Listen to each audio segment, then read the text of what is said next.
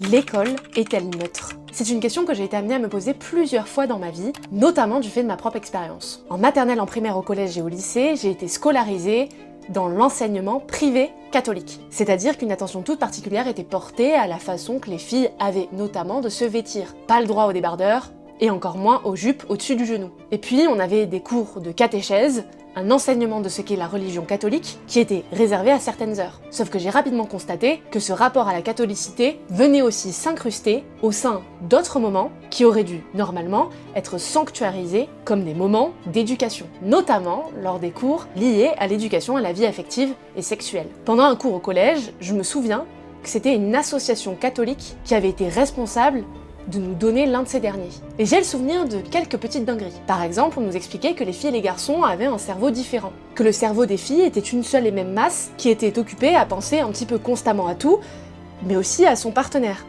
Alors que le cerveau des garçons était davantage cloisonné, ce qui expliquait que quand un homme travaillait, il ne pouvait pas en même temps penser à la femme qu'il aimait. On nous avait aussi expliqué que tous les désirs sont ok tant qu'ils ne sont pas poussés dans des excès. Ajoutez à tout cela un enseignant qui vous expliquera que la pilule contraceptive c'est bien, mais que c'est pas si nécessaire quand on connaît le cycle de sa partenaire, et vous venez de constater les dérives d'une idéologie qui serait présentée comme vérité générale à des jeunes pas toujours armés pour les débunker. Des débats similaires sur la neutralité de notre enseignement en France, on en entend beaucoup parler ces derniers temps, mais pas tant avec les catho-intégristes, plutôt du côté des pseudo-wokistes. Alors, l'extrême droite a-t-elle raison? Les wokistes se sont-ils emparés de nos écoles? Qui plus est de nos écoles publiques? Ça sera tout le sujet de l'affaire dont je vais traiter aujourd'hui. J'ai nommé l'affaire Zemmour et parents vigilants. Je l'ai suivie pendant 2 jours au tribunal de justice de Paris, et je vous raconte ça tout de suite. Nous sommes le 30 mars 2026, il est 13h30 et je suis au tribunal de justice de Paris. Je m'avance devant la salle, je vois des policiers à l'entrée qui discutent entre eux. L'un explique à l'autre que l'affaire qui s'apprête d'être jugée traite d'un truc lié au cyberharcèlement, mais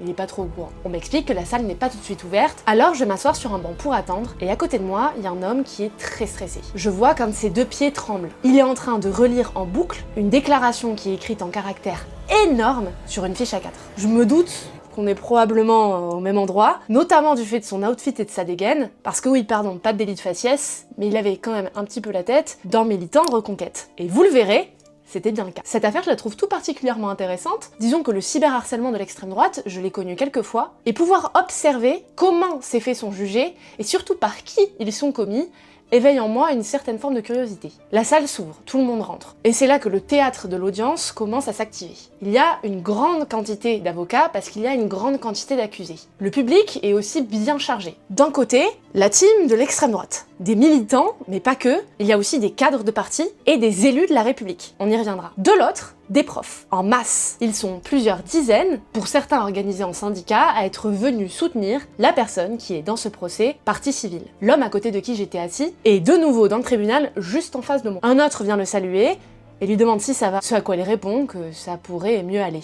De l'autre côté, donc, on est assez heureux et surtout solidaire. Je comprends rapidement que certaines des personnes qui sont assises sur ces bancs font partie des militants que j'ai croisés à l'extérieur. Et oui, parce que juste avant de monter les escaliers, devant le tribunal, j'ai constaté un rassemblement de la CGT, et plus particulièrement de la CGT liée à l'éducation nationale. C'est assez courant d'avoir des associations, des syndicats qui se réunissent en amont d'un procès ou d'une décision pour revendiquer politiquement une potentielle victoire ou une potentielle défaite. Leur idée, c'est de faire du plaidoyer, de démontrer que leur cause n'est pas uniquement individuelle et personnelle, mais très largement politique. Bref, d'un côté on a des mecs en costume cravate, assez austères, et de l'autre, des profs qu'avec des habits colorés. Et je vous jure que je ne fais pas dans le cliché. Et alors qu'à ma gauche, une personne vient de rentrer dans le public avec un kéfier autour du cou, et qu'à ma droite, une avocate des accusés est en train de passer le temps en regardant des snaps, la présidente de la cour rentre enfin, et cette première journée de procès est sur le point de démarrer. Et elle ne commence pas comme elle le fait habituellement. Assez étonnamment, la présidente commence par prononcer des condamnations. Mais pas des condamnations à l'encontre des personnes accusées présentes dans cette salle, mais des condamnations à l'encontre d'autres personnes jugées dans un autre procès. Je vais vous expliquer. Vous l'aurez compris, donc il s'agit d'un procès lié à une affaire de cyberharcèlement. Les décisions que prononce ici la présidente, ce sont les condamnations visant des personnes ayant cyberharcelé Sophie Gigot, une enseignante de classe préparatoire. Leur procès a eu lieu il y a plusieurs semaines et ils ont été condamnés d'amende allant de 500 à 750 €, ferme ou avec du sursis. Le procès qui se joue aujourd'hui, ce n'est donc plus celui des personnes qui ont cyberharcelé Sophie Gigot dans les commentaires de publication, mais bien le procès de ceux qui ont produit les discours, les posts, les publications donc, à l'origine de ces vagues de cyberharcèlement. Ces personnes, donc, ces prévenus, dans notre affaire aujourd'hui, il y en a 9. Je ne vais pas vous parler de tous. Ça va aller. Je vais vous en parler de 5, ceux dont les histoires et les implications sont les plus représentatives du fait social que constituait ce procès. Mais avant toute chose, on va peut-être faire un petit rappel des faits. Depuis 2021, Sophie Gigot est professeure de philosophie dans un lycée de Valenciennes. Plus particulièrement, elle est professeure pour des élèves d'une première année de classe préparatoire aux grandes écoles, une classe Hippocane. Son rôle, c'est de les initier à la recherche en sciences sociales. Et ça, elle s'y connaît pas mal, rapport au fait qu'elle a écrit plusieurs livres, notamment certains sur l'exil à Calais, et c'est notamment ça qui la pousse, dans le cadre d'une des thématiques abordées dans le programme de leur cours, à proposer à ses élèves d'aller réaliser une journée de recherche dans la région du Calaisis. Et oui, c'est-à-dire que pour préparer les concours, l'une des thématiques abordées traite de l'exil et des frontières. C'est dans ce cadre de ce programme de classe préparatoire littéraire, qui traite du théâtre, de culture antique, mais aussi de philosophie, que Sophie Gigot propose à ses élèves, comme elle l'a fait l'année dernière, de se rendre une journée à Calais pour rencontrer des personnes travaillant au sein d'associations venant en soutien aux personnes exilées afin de comprendre la réalité des conditions de vie, des circonstances politiques et des missions de travail qui s'organisent au niveau de la frontière franco-britannique à Calais. Alors, en amont de ce départ, pour cette journée qui est préparée depuis plusieurs mois, Sophie Gigot envoie un soir un mail à ses élèves.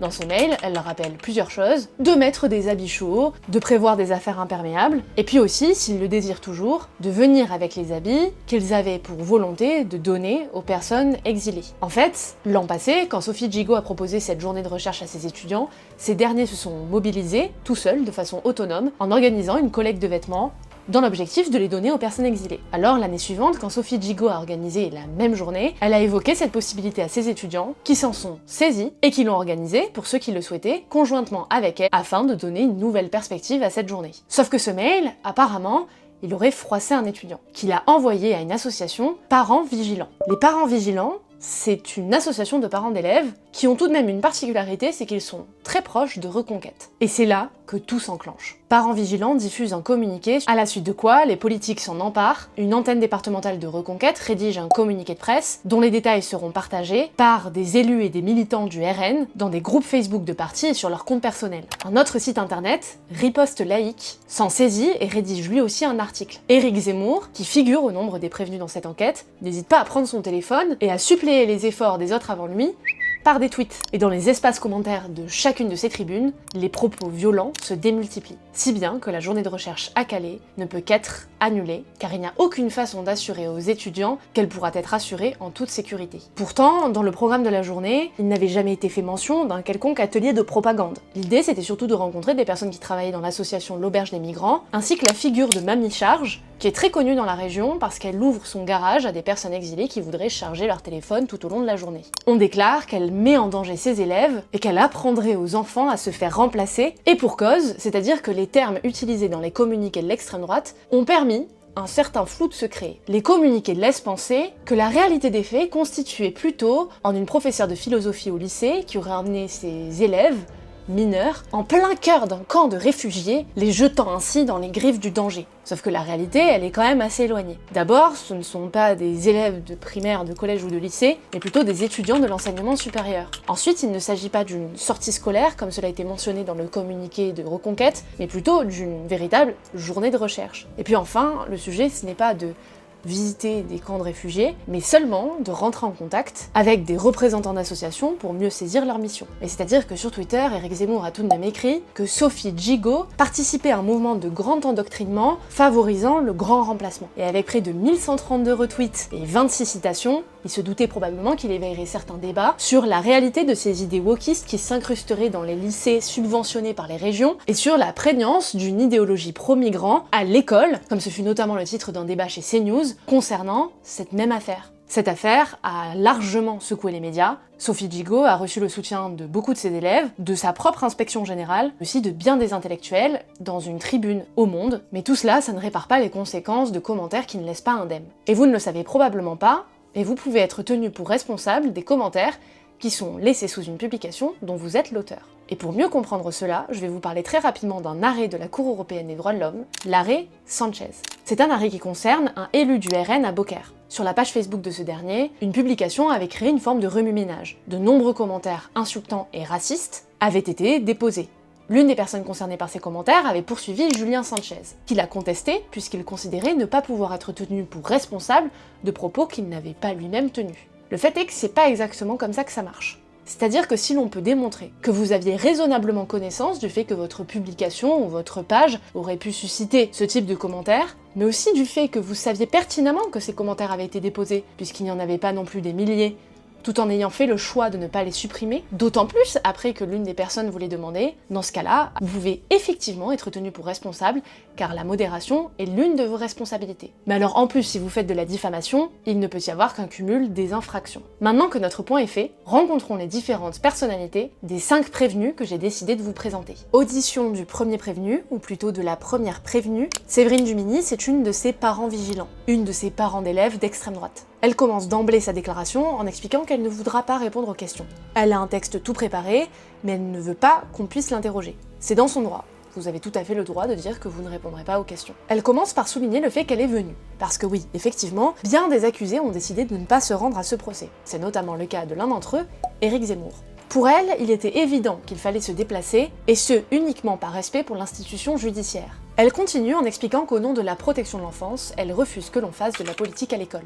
Une école qu'elle connaît bien puisqu'elle est elle-même professeure de mathématiques dans le même lycée que Sophie Gigot, qu'elle était donc amenée parfois à croiser en salle des profs. Elle regarde ensuite la présidente et dit très clairement, en parlant de Sophie Gigot, la partie civile, elle souhaite transformer votre salle d'audience en procès d'un parti politique qu'elle n'aime pas. Alors que moi, madame la juge, je ne vous instrumentaliserai pas. En retour, vous protégerez ma liberté d'opinion et d'expression. C'est à peu près tout ce qu'elle dit, et puis l'avocat de la partie civile, c'est-à-dire Sophie Gigot, demande tout de même s'il est possible de diffuser une vidéo d'1 minute 20 d'une déclaration que Séverine Dumini aurait eue au cours d'un colloque organisé au Sénat, dans le cadre de ses fonctions chez Parents Vigilants. La présidente accepte, un écran de projecteur est baissé. Il y a tout un débat sur comment est-ce qu'on met la vidéo, non, parce qu'en fait il n'y a aucune clé USB qui a été donnée à la greffe. On peut pas comme ça mettre une vidéo, enfin non monsieur, on prend pas les Swiss Transfer. Bref, la vidéo est enfin projetée et on y voit Séverine Dumini se satisfaire des actions qui ont été menées par Parents Vigilants au cours des dernières années. L'interdiction d'une sortie scolaire dans un camp de réfugiés, celle dont il serait ici question, mais aussi l'interdiction d'une intervention de SOS Méditerranée dans des classes, l'interdiction de menus uniquement halal, l'interdiction d'ateliers LGBT, de livres problématiques et de mangas qui comprendraient des scènes pornographiques. Le but affiché ici est clair, Séverine Dumini ne s'est pas uniquement opposée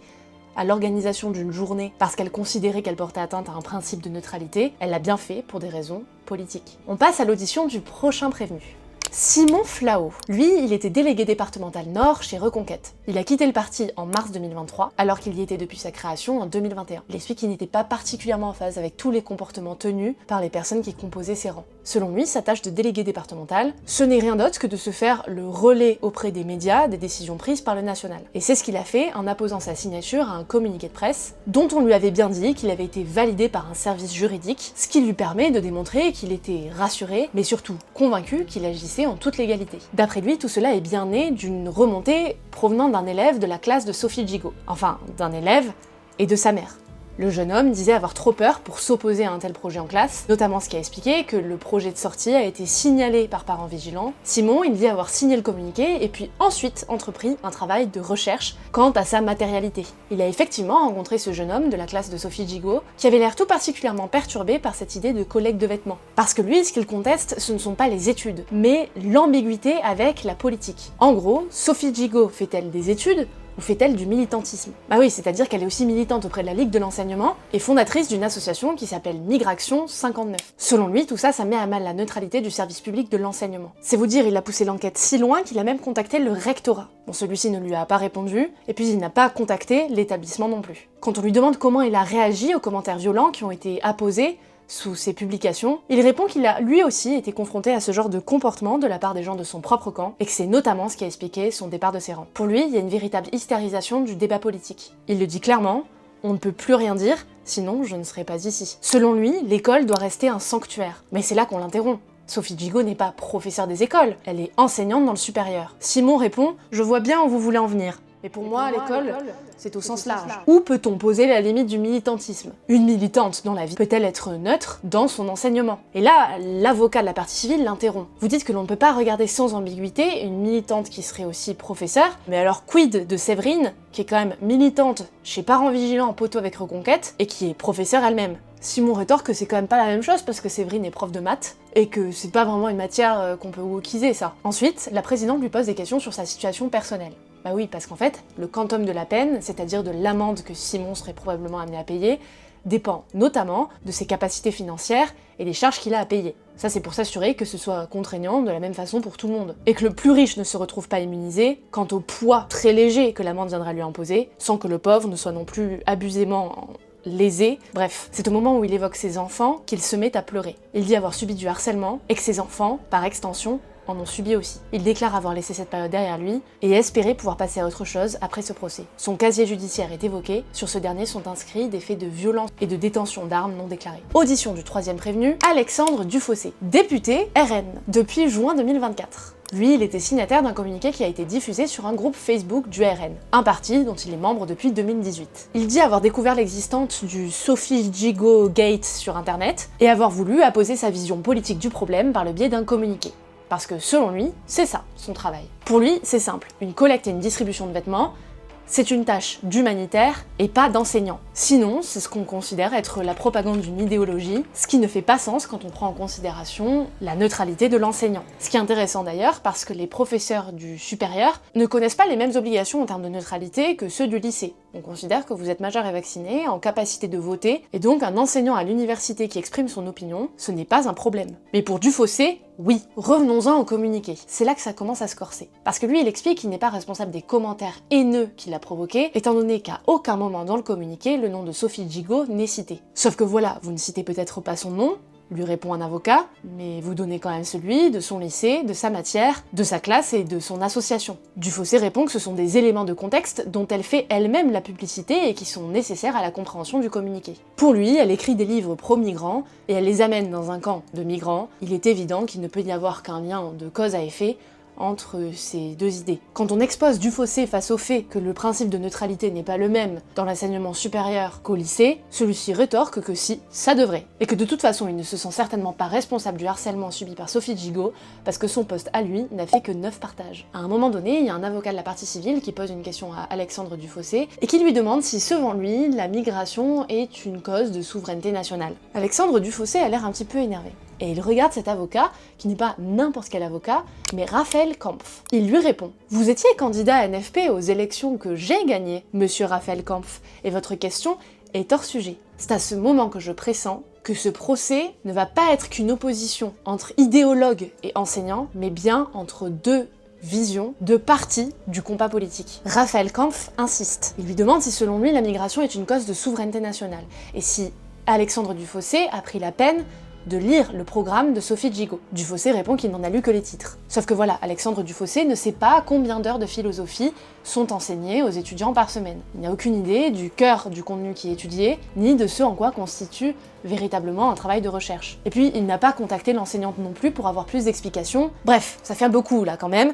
Alexandre Dufossé se défend. Moi, je fais de la politique, monsieur. Ce n'est pas mon sujet de faire de la recherche. Sauf que voilà, Raphaël Kampf, il était déjà bien engagé dans sa démonstration du fait que Sophie Gigot était assez impartiale dans la façon dont elle a conçu son programme. Preuve en est, elle a notamment cité, dans les œuvres à lire, un auteur qui considère que la migration porte atteinte au concept de souveraineté nationale. Et là, l'avocate de l'accusé se lève, elle est très énervée. Elle lui coupe la parole et le traite de menteur. Ce qu'elle lui dit en gros, c'est que Raphaël Kampf a tronqué pour ne retenir que le passage qui l'intéresse, et que même cet auteur-là n'est pas si anti-migrant qu'il prétend être. Et que de toute façon, on n'est pas là pour parler philo, la juge tente de calmer un petit peu le jeu. Et là, la tension monte d'un autre cran, la gravité des faits aussi. L'autre avocat de la défense, celui qui représente le syndicat national de l'enseignement secondaire, prend la parole. Il lui demande « Savez-vous combien d'années de prison a pris l'une des personnes condamnées dans le cadre de l'affaire Samuel Paty pour avoir donné uniquement le nom de l'établissement de Samuel Paty en raison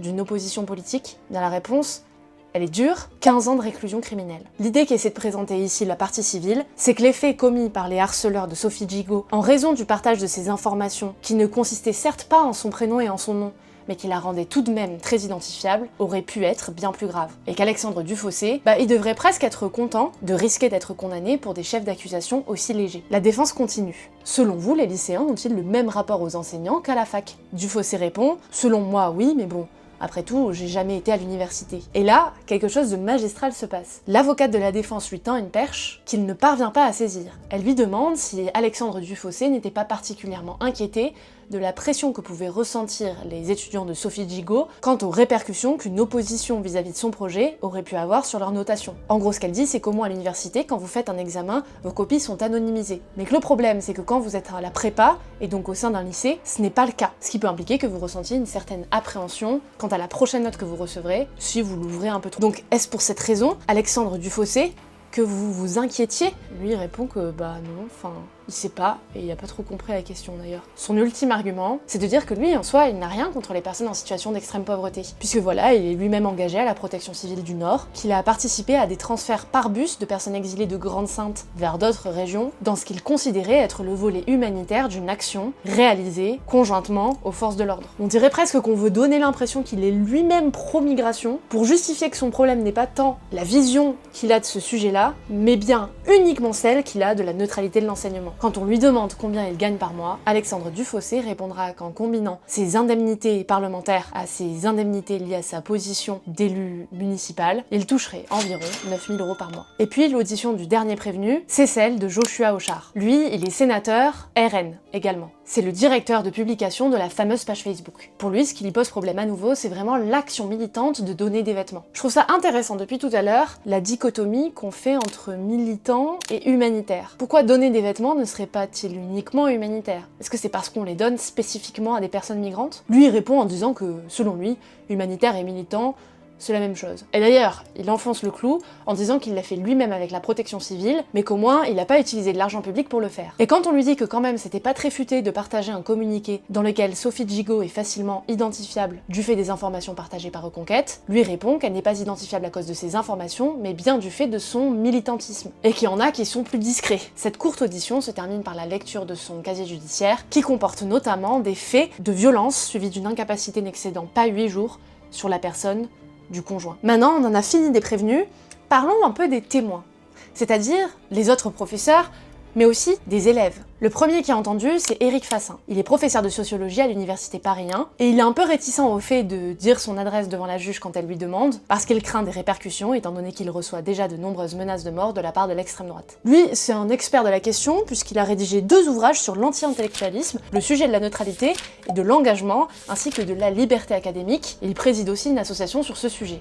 Selon lui, depuis ces dernières années, les atteintes à cette liberté se multiplient. D'abord, il est personnellement concerné par de multiples menaces de mort, mais il voit bien que c'est le cas de nombreux profs en France et dans le monde entier en fait. On est dans un contexte politique international où les professeurs sont exposés à des faits de cyberharcèlement, d'enregistrement, sortis de leur contexte, pris à leur insu par des étudiants. Selon lui, tout ça, ça participe à une politique d'intimidation des chercheurs. Ça a commencé avec le sujet spécifique des théories de genre. Il évoque tout particulièrement le cas Farida Belgoul, militante, initiatrice d'un mouvement, les journées de retrait de l'école, qui consistait à pousser des parents d'élèves à retirer leur enfant de l'école pour signifier leur opposition à l'enseignement de ces fameuses théories. Elle a notamment été jugée pour diffamation, puisqu'elle avait attaqué en ligne une enseignante dans une vidéo dans laquelle elle déclarait, ce qui s'est en fait avéré être une fake news, qu'une enseignante s'était déshabillée devant ses élèves dans le cadre d'un de ses cours. Bref, selon lui, accuser un prof de propagande, c'est probablement la pire chose qu'on peut lui faire puisque ça va totalement à l'encontre de sa déontologie. Mais bon, c'est vrai qu'un prof, ça reste un citoyen qui a aussi des opinions. Alors peut-on considérer que tout le monde peut juger de ce qui se passe dans une salle de classe? Mais surtout,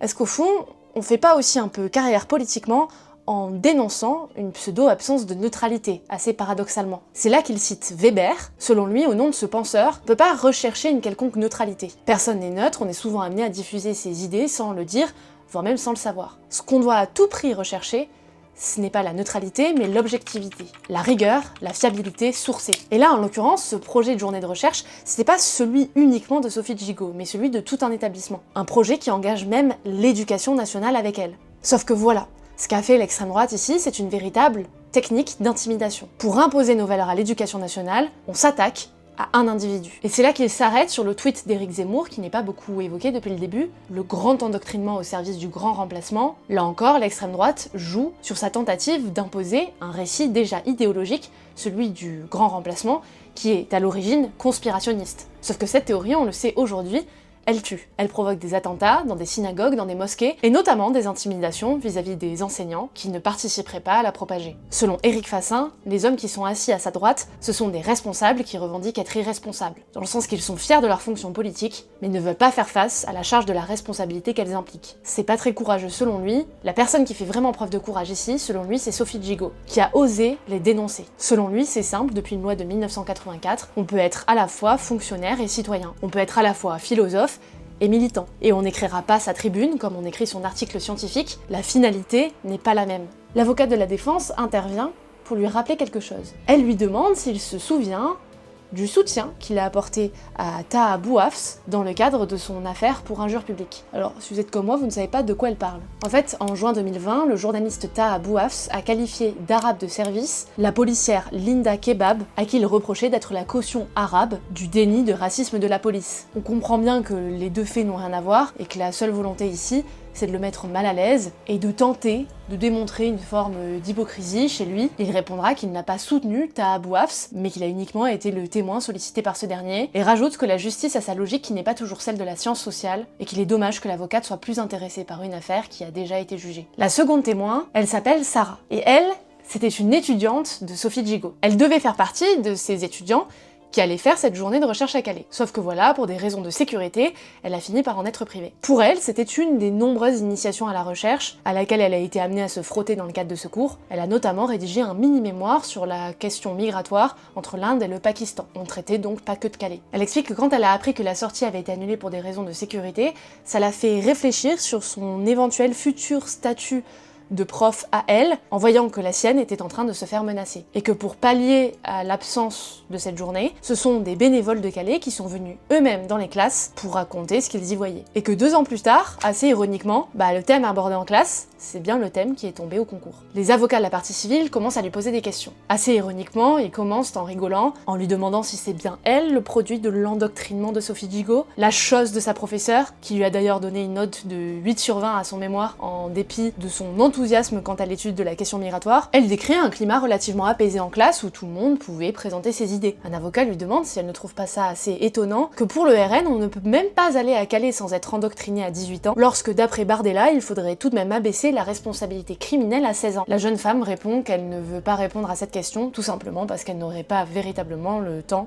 de faire un exposé convenable. L'un des avocats de la défense lui demande comment est-ce qu'on parlait de la police dans ces moments de conversation en cours. Elle répond très clairement que c'était pas le cœur du sujet. Et quand on lui demande si l'élève qui a leaké le mail à l'origine de tout ce procès aurait pu avoir peur de s'exprimer en cours, elle répond que ça l'étonnerait puisqu'il y avait beaucoup de dialogue et que tout le monde était assez d'accord en classe avec le fait qu'aller voir le terrain, c'était quand même mieux pour en parler. Il y a une autre témoin qui était aussi élève de Sophie Gigot qui a entendu. Elle s'appelle Madeleine et elle a assisté à la première journée à Calais qui avait été organisée l'an passé et qui, elle, a véritablement eu lieu. Elle explique que quand Sophie Gigot est arrivée en classe avec ce projet, ça a effectivement sollicité des crispations, mais pas tant quant aux questions d'un militantisme migratoire, mais plutôt des craintes vis-à-vis des éventuelles violences auxquels on peut assister quand on se rend à l'endroit difficile qu'est la frontière de Calais. Elle explique que c'est bien eux qui avaient eu l'idée d'organiser une collecte, et je trouve ça assez amusant de la regarder se défendre à ce sujet, parce qu'on a presque l'impression parfois d'être un peu au procès d'un délit de solidarité. Vous savez, ce délit de solidarité, c'est quand des bénévoles sont amenés à être condamnés pour avoir apporté une forme de soutien matériel à des personnes dont on considère qu'elles ne devraient pas être aidées. C'est souvent le cas des personnes exilées. Elle explique bien qu'ils ne sont jamais allés dans des campements, mais uniquement dans les locaux des associations. Et là, l'avocate de la défense lui demande si elle est engagée politiquement. Elle répond que oui, et on lui demande pour quel parti. Il y a une gêne qui s'installe, parce qu'on sait que là, il y a très clairement une bonne et une mauvaise réponse aux yeux de cette avocate. Sauf que voilà, il ne devrait pas y en avoir une, de bonne ou de mauvaise réponse. Le procureur intervient et souligne qu'elle n'est pas obligée de répondre. Et ça insurge l'avocat. Il répète que tout cela sera noté au PV d'audience, et que cette tentative d'intrusion du procureur dans les débats est très intéressante quant à ce qu'elle insinue. Madeleine répond qu'elle n'est pas encartée dans aucun parti, ce à quoi l'avocate répond que c'est intéressant parce qu'elle était certaine d'avoir vu des photos d'elle en train de tracter pour le PCF. Un autre avocat insiste. Où étiez-vous militante ? Madeleine répond à Valenciennes. On lui dit d'arrêter de faire semblant de pas comprendre, plutôt à droite, plutôt à gauche, ou plutôt extrême gauche. La juge insiste, vous n'êtes pas obligé de répondre. L'audition de Madeleine se termine, et on passe à celle de Jean, un étudiant qui, lui, n'est pas content. Jean, il ne veut pas donner son adresse car il a peur des représailles. Il explique donc qu'il est domicilié chez un avocat de la défense. Ça, c'est quelque chose que l'on peut faire quand on est prévenu. Et là, c'est particulièrement intéressant qu'un témoin le fasse, et ça a été notamment souligné par les avocats des parties civiles, parce que ça laisse supposer l'idée qu'il y a une forme d'entente, de convivialité, entre l'avocat des prévenus et le témoin. Et ça, tout de suite, ça vient quelque part remettre en question la véritable impartialité, objectivité du témoignage de Jean. Selon ses dires, il a été l'élève de Sophie Gigot pendant 3 mois. Il explique qu'il n'avait pas particulièrement de problème avec les professeurs qui avaient des idées politiques différentes des siennes, mais qu'avec Sophie Gigot, c'était particulièrement dérangeant parce qu'elle l'insultait, injuriait et menaçait régulièrement en cours des cadres RN et Reconquête, et c'est pour ça qu'il en a parlé à Séverine Dumini des Parents Vigilants. On comprend tout de suite que c'est donc bien lui, l'étudiant, qui a fait leaker le mail et dont la mère est rentrée en contact avec l'association. Quand on lui demande comment est-ce qu'il connaissait Séverine, il dit de façon très floue qu'il l'avait rencontrée dans un autre contexte, un dîner privé, dira-t-il plus tard, peut-être effectivement dans le cadre de ses engagements politiques, c'est vrai. Selon lui, Sophie Gigot, et c'est la première fois qu'on en entend parler dans le cadre de cette enquête et de cette instruction, insulter les militants d'extrême droite, de fascistes, de néo-nazis, de danger pour la démocratie, des propos qui, pour Jean, ne pouvaient pas passer. Les avocats des parties civiles ne sont pas très contents, parce que ces propos, ils ne les ont jamais entendus auparavant, il n'y a aucune preuve qui vient les appuyer, personne d'autre ne dit les avoir entendus, et puis il y a quelque chose aussi de concret qui ne colle pas. Parce qu'en réalité, Jean n'aurait eu cours avec Sophie Gigot que de novembre à décembre. Il serait effectivement arrivé à cette date-là dans l'établissement, qui aurait été quitté par l'enseignante elle-même en fin d'année, du fait du harcèlement et des conséquences que ce dernier a eu sur sa santé. Puis ça va, il avait eu l'air d'avoir une bonne note à son mémoire. 13/20 sur la question du travail des immigrés au Qatar. Ce qui est aussi intéressant, c'est que Jean a quitté la prépa de façon assez précoce, apparemment pour devenir consultant en communication politique, du moins c'est ce qu'il a dit à son établissement. Or, il aurait déclaré à certains de ses amis quitter les lieux pour travailler avec une figure de Reconquête à Paris. La question du carriérisme politique par le biais de la dénonciation des idées de la professeure pointe à nouveau le bout de son nez. Quand on lui demande ce qu'il pense du fait que sa mère ait contacté Séverine plutôt que de le faire lui-même, il explique qu'il restera l'enfant de sa mère jusqu'à ses 40 ans. Et quand on souligne les conséquences du leak du mail auquel il est à l'initiative, il répond que franchement c'est pas cool parce que elle, personne ne l'accuse pour les injures qu'elle a faites. Le temps passe, on est à la fin de cette première journée d'audience et on entend enfin Sophie Gigot elle-même à la barre. Elle commence en déclarant qu'il n'y a jamais eu de sortie scolaire dans un camp de migrants et qu'il y a une véritable confusion entre faire de la politique, comme certaines personnes dans cette salle,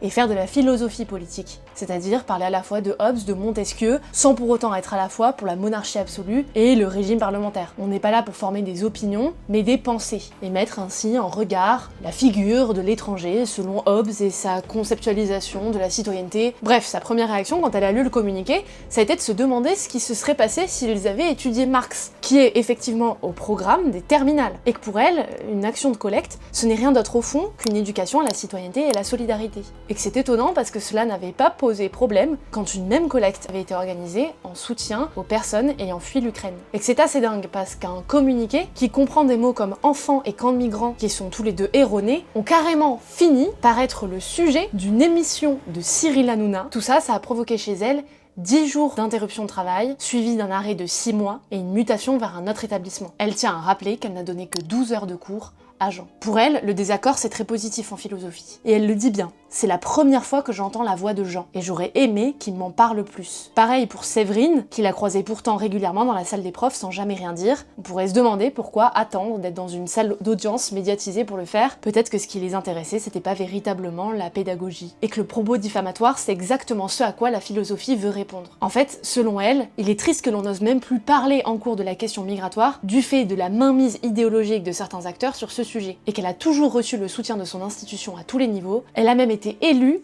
à la suite de cette affaire, directrice de programme au Collège européen de philosophie. Personne n'a posé de questions à Sophie Gigot. Jour 2 du procès de Zemmour, on commence cet après-midi par l'audition d'une témoin qui est en fait une représentante du syndicat national de l'enseignement secondaire. Après son intervention, où elle explique en fait globalement la même chose que les autres, une avocate lui demande si elle trouve pas ça normal, qu'elle ne se concentre que sur la dénonciation de la façon dont l'extrême droite mettrait en danger les professeurs, sans jamais parler d'autres mises en danger. Elle explique que ce n'est pas vrai et que par exemple, dans le cas de l'affaire Samuel Paty, le syndicat a été très verbal de son opposition à une telle forme de violence. Et puis enfin, on lui demande si elle trouve ça normal que leur syndicat, qui est donc un syndicat d'enseignants, ait appelé pendant les élections présidentielles 2022 au barrage contre Le Pen. Elle explique que son engagement politique public, selon elle, ne pose pas problème, étant donné qu'il est normal dans le sens d'un syndicat, et que ça n'a encore une fois rien à voir avec un projet de sortie dans le cadre d'un projet de recherche. On lui demande ce qu'elle penserait si un professeur identitaire désirait par exemple amener ses élèves au procès de la jeune Philippine qui a été assassinée par une personne sous OQTF. Elle répond que ça n'a quand même rien à voir. Et puis on la questionne sur les faits qui ont été reprochés par Jean à Sophie Gigot concernant les insultes de fascistes qui auraient été proférées à l'encontre de personnalités de Reconquête ou du RN, parce que d'après l'avocat, ce sont des faits qui selon lui sont avérés. Alors là, les avocats de la partie civile interviennent. On peut pas dire qu'ils sont avérés tout simplement parce qu'une personne a juré sur l'honneur. Pour l'avocat, si, d'autant plus que Jean n'a pas seulement dit « je le jure », il a dit, je cite, « je ne dirai que la vérité, rien que la vérité, je le jure ». Donc ça veut dire que il voulait vraiment consciemment être très juste. Bref, la juge reprend en déclarant bien qu'aucun fait n'est avéré, même si pour l'avocat, si l'on juge sur l'honneur, cela voudrait bien dire que l'on part du principe que c'est vrai. En tout cas, l'enseignante, elle, répond « On ne sait rien de ce qui a été dit dans cette classe, et il y a des moments d'incompréhension parfois normaux dans la tête des étudiants, quand ils n'ont pas tout à fait saisi le discours qui leur a été donné par leur enseignant. » Commencent alors les plaidoiries, et en premier lieu celle de la partie civile, et notamment, d'abord, du syndicat national de l'enseignement supérieur. Les avocats de la défense ont essayé de faire en sorte que le syndicat ne puisse pas être partie civile. En fait, souvent, des syndicats ou des associations vont se porter partie civile dans des affaires où ils jugent nécessaire d'apporter une forme de contextualisation, puisque ces faits, s'ils sont avérés, ne serait rien d'autre que l'illustration d'un plus grand phénomène de société. Le SNES, donc, a souvent été saisi pour des profs, c'était notamment le cas dans l'affaire Samuel Paty, quand on considère qu'il y a eu une atteinte non pas seulement à l'individu, mais à la fonction de professeur en général, et aux intérêts collectifs de la profession d'enseignant. Et oui, parce qu'en intimidant une personne, on fait taire toutes les autres. L'avocat n'hésite pas à faire un comparatif entre l'intimidation provoquée par l'extrême droite et celle des islamistes radicaux. Les deux mènent à une autocensure des profs qui porte inévitablement atteinte à l'apprentissage et qui aura des conséquences sur le long terme quant à nos capacités à traiter sereinement de ces discours pendant des décennies. L'avocat souligne l'usage des mots qui a été fait par les prévenus tout au long du procès. Camp immigrationniste, ce sont des mots politiques qui viennent avec des valeurs et qui sont bien le reflet de la tactique du RN et de Reconquête quant à leur volonté d'imposer les leurs au nom d'une pseudo-neutralité concernant l'éducation nationale. Les militants de l'extrême droite savaient très bien ce qu'ils faisaient sur les réseaux sociaux concernant Sophie Gigot, puisqu'ils peinaient eux-mêmes à dire leurs adresses dans cette salle d'audience. Et il explique bien que si un des haters s'en était pris à elle physiquement,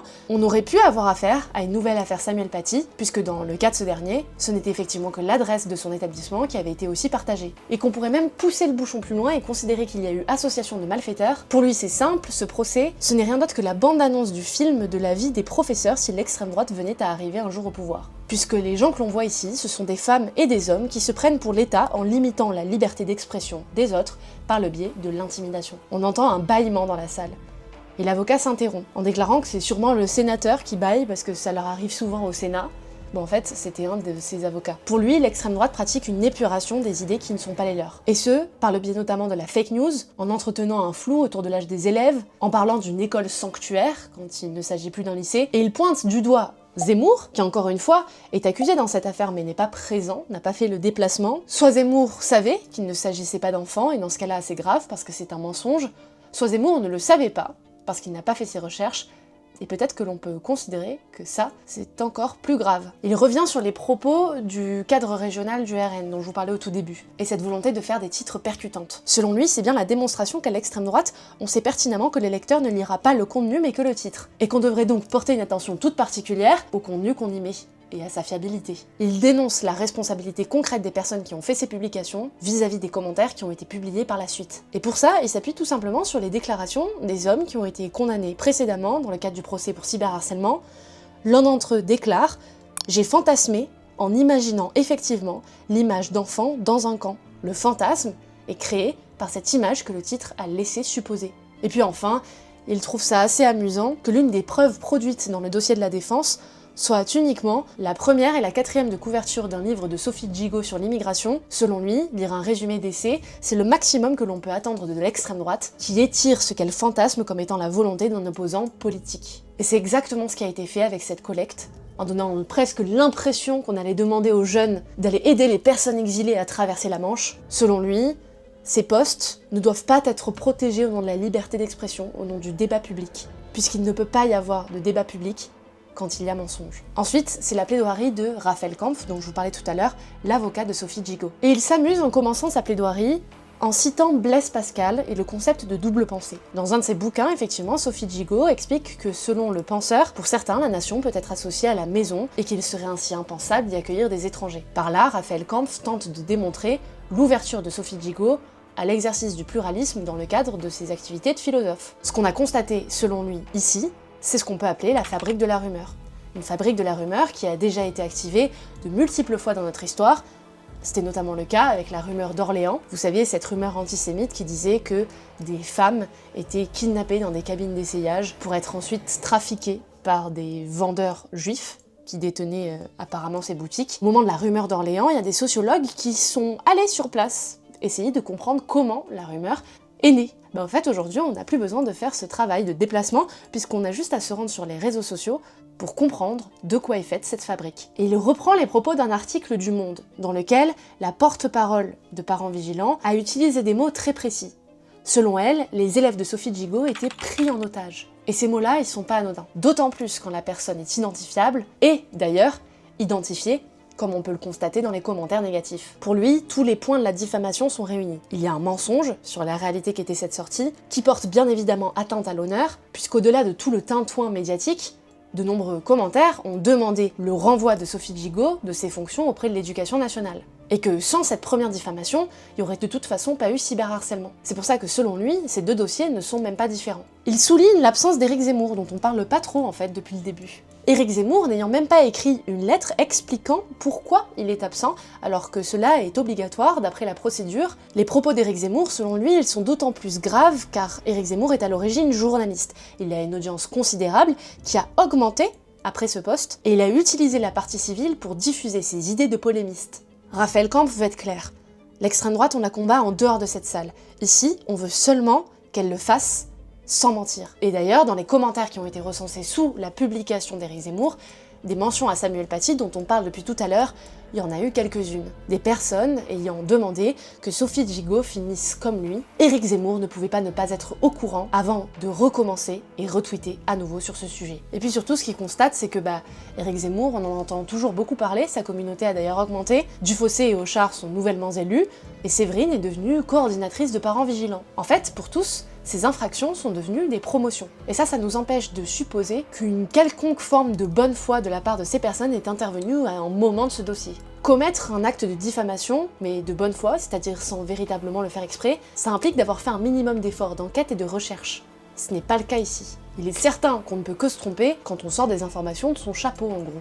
On a même envoyé des mails au rectorat sans en attendre la réponse, parce qu'on savait qu'il y avait un coup à faire. Pour lui, la répression des discours de l'extrême droite, ce n'est pas une atteinte à la liberté d'expression. En fait, c'est la seule façon de la protéger. On en revient un peu à cette idée de paradoxe de la tolérance.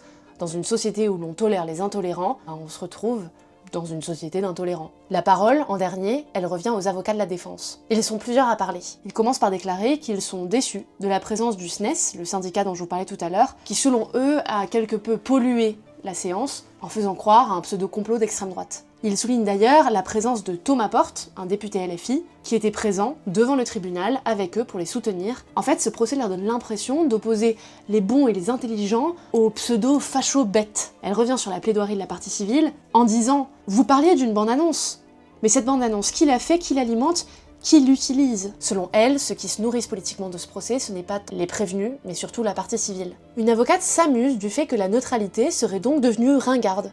Alors que pourtant, selon elle, elle découle de l'égalité qui est écrite sur le fronton de toutes nos mairies. Elle ironise en disant « Vous ferez attention, cher professeur, vous parlez comme l'extrême droite ». Pour elle, la neutralité nous protège de ce que les autres consacrent comme vrai et objectif. Et qu'elle en a marre de cette partie civile qui tente de transformer ce procès en combat judiciaire entre LFI, RN et Reconquête, un combat politique qui n'est pas le leur. Elle aimerait presque demander à la juge de s'en aller avec elle, parce que leur combat à elle, c'est le combat de la justice. Je trouve ce propos intéressant quand les seules mentions d'autres affaires politiques, d'autres partis, ont été faites par la défense elle-même. Elle revient sur l'absence de recherche de la part des cadres du RN et de Reconquête. Selon elle, ils ont fait une enquête à la hauteur de ce qu'on attend d'une figure politique, et pas d'un journaliste, puisqu'ils n'en sont pas. Elle pense que tous les gens dans cette salle sont sincères, que toutes les réalités ici existent véritablement. Je trouve ça intéressant pour quelqu'un qui croit pourtant au fait que la neutralité existe, de bien constater ici que l'on peut croire dur comme fer à sa subjectivité comme seule réalité. Et puis elle fait un petit peu de jurisprudence. Elle explique que dans le cas où une personne avait accusé un professeur d'être un salafiste endoctrinant, on avait considéré que cette accusation tombait sous le coup de la liberté d'expression. Même chose quand un préfet s'était vu décerner le titre de pire préfet sur un tract pour ses positions anti-migrants, on avait prêté à la personne qui avait rédigé ce tract le droit à une opinion. Et que finalement, l'atteinte à l'honneur dans le cas de Sophie Gigot, elle a l'air de pas être si présente que ça, parce qu'elle a même été promue à la suite de cette affaire. Et puis en plus, l'enseignante savait ce qu'elle faisait. Elle a proposé cette sortie dans un moment de contexte politique particulièrement tendu. À ce moment-là, il y avait le meurtre de la petite Lola, l'Ocean Viking, et 62% des Français qui étaient apparemment pour un référendum sur l'immigration. Elle n'aurait pas osé le produire, ce projet pédagogique. Et puis ensuite, elle souligne les soutiens de Sophie Gigot qui, selon elle, ne sont pas très neutres non plus. Par exemple, Annie Ernaux, qui serait apparemment une sympathisante LFI, a donné son soutien à Sophie Gigot, mais aussi à un autre professeur qui avait rédigé une lettre ouverte après l'affaire Samuel Paty, pour dire aux professeurs d'histoire-géographie de faire attention à ne pas vexer les sensibilités religieuses de leurs élèves. Selon l'avocate, la politique c'est violent, et quand on en fait, on doit l'accepter. Et Sophie ne peut pas nier la liberté d'expression qu'elle s'arroge à elle-même en classe. La seule faute qu'on lui reproche, c'est d'être militante, et être militant, ce n'est pas un déshonneur. Preuve en est, les prévenus le sont eux-mêmes, ils s'en revendiquent. Et à ce moment-là, dans la salle, j'entends juste en face de moi un prof qui chuchote à l'autre. C'est ça, le résultat de la neutralité. Mettre au même niveau deux formes de militantisme qui n'ont rien à voir, tant dans leur cause que dans leur forme, que dans leurs conséquences. Et puis enfin, le dernier avocat tente une démonstration assez intéressante d'à quel point on est un peu ignorant quand on a 18 ans. Selon lui, la partie civile est hors sol. Parce qu'elle est jeune, peut-être qu'elle n'a pas d'enfant, et qu'elle pense qu'à 18 ans, on est totalement indépendant. Moi, je pense qu'à partir du moment où on a le droit de vote, il vaudrait mieux supposer qu'on l'est. Mais... Alors il ironise en disant que peut-être que c'est sa faute à lui, parce qu'il n'aurait pas de bons exemples à la maison, mais qu'on peut supposer que dans une classe sélective qui plus est, les jeunes sont effrayés à l'idée de parler. C'était le cas de Jean, par exemple. Regardez, il a 18 ans et son premier réflexe, c'est d'en parler à sa mère. Alors les deux autres qui ont témoigné, peut-être qu'elles étaient plus malignes que lui, peut-être qu'elles étaient déjà endoctrinées, comme le tractage le laissait supposer. Mais d'autres ont pu être découragées à cette idée. L'avocat revient sur cette idée, que faire une collecte pour des personnes ayant quitté l'Ukraine, soutenir en classe les Restos du Cœur, ce sont des actions qui font unanimité. Et dans ce cas-là, on peut considérer qu'elles relèvent de l'humanitaire. Bon alors j'ai un master 2 en humanitaire et je peux vous assurer que c'est pas comme ça qu'on décide ce qu'il l'est ou ce qu'il l'est pas. C'est d'ailleurs bien la preuve que dans toute cette affaire, ce que l'on considère être neutre, c'est uniquement ce qui fait consensus auprès des personnes qui sont supposées le juger. On vous reprochera toujours d'être politique à partir du moment où vous commencez à émettre des idées avec lesquelles les personnes que vous avez en face de vous ne sont pas particulièrement d'accord. Et puis selon lui, on ne parle de Zemmour que pour diaboliser le débat, alors que le véritable danger à la démocratie, est-ce que ça serait pas plutôt Sophie Gigot, qui dans une interview qu'elle a donnée effectivement au titre de militante, avait décrit ses opposants comme étant des ennemis communs. Selon l'avocat, jamais on ne trouverait ces propos auprès de ses prévenus. Il s'arrête sur une autre déclaration de Sophie Gigot. Selon elle, il ne faut plus d'espace de débat, il faut former des militants. Il insiste d'ailleurs sur l'écriture inclusive, militante. Et puis là, alors là, d'après lui, la plaignante approuve les propos de Rima Hassan, qui ne considère pas le Hamas comme étant une organisation terroriste. Donc apparemment, ça devient un bingo de la gauche. On n'a toujours pas parlé de Jean-Luc Mélenchon. Selon lui, ces propos-là ne sont pas des propos neutres. Et c'est à l'aune de ces derniers qu'on doit analyser le communiqué. Jean, par exemple, il nourrissait des inquiétudes toutes particulières à cause des manifestations qui ont été organisées pendant ces 2 jours devant le tribunal par la plaignante. Et là, il y a un des prévenus dans la salle qui hoche la tête comme ça. C'est simple, selon lui, la plaignante n'assume pas ce qu'elle fait, c'est-à-dire braver l'interdiction d'utiliser le service public de l'éducation pour faire de la propagande ou du favoritisme. La liberté pédagogique, ce n'est pas faire tout et n'importe quoi, d'autant plus quand la maturité du cerveau est acquise à 25 ans, d'après les psychiatres. Et là, j'entends à nouveau un professeur dans l'assemblée qui dit « Faut interdire le catéchisme alors ?» L'avocat renchérit. Même lors des prises de parole par mes élèves dans mes cours, qui sont pourtant âgés parfois de 28 ans, je constate qu'il n'y a pas une liberté totale d'expression. Considère-t-on que le respect empêche la liberté de penser? En tout cas pour l'avocat, cette procédure bâillon, elle n'a qu'un seul but, faire perdre leur temps à des cadres du RN et de Reconquête. L'avocat laisse la place à Simon Flao, qui lui n'a pas d'avocat, et qui a donc le droit de faire sa propre plaidoirie en fait. Il explique qu'il n'est pas là pour obtenir un trophée, il a quitté la politique il y a quelque temps. Il cite une citation Je ne suis pas d'accord avec ce que vous dites, mais je me battrai jusqu'à la mort pour que vous puissiez le dire. Et il finit à peu près sur ces mots. Peut-on tenir Mélenchon pour responsable de la mort de Quentin de Ranc du fait de la promotion de méthodes impactantes lors de ses meetings? En fait, vous voyez, on l'a eu le point Mélenchon. Les autres, eux, n'ont rien à ajouter. La présidente clôt cette séance. Sa décision sera rendue le 5 juin. Et c'est la fin de cette affaire. Zemmour parent vigilant pour le moment. Dans la description de cette vidéo, vous pourrez retrouver un lien vers Pharos, la plateforme de signalement pour les infractions commises en ligne. Si vous êtes victime de cyberharcèlement, vous pourrez également vous rapprocher de personnes qui seront les plus à même de vous aider. Je vous ai mis aussi des coordonnées juste en dessous. Et puis enfin, si vous avez un peu d'argent de poche, mais que vous n'êtes pas mineur, hop hop hop, n'allez pas me mettre dans des affaires pas possibles là. Vous trouverez dans cette description le lien pour faire des dons à l'association L'Auberge des Migrants, que Sophie Djigo n'a pas pu visiter, qui porte assistance activement aux personnes exilées au niveau de la frontière franco-britannique à Calais. Merci de m'avoir écouté.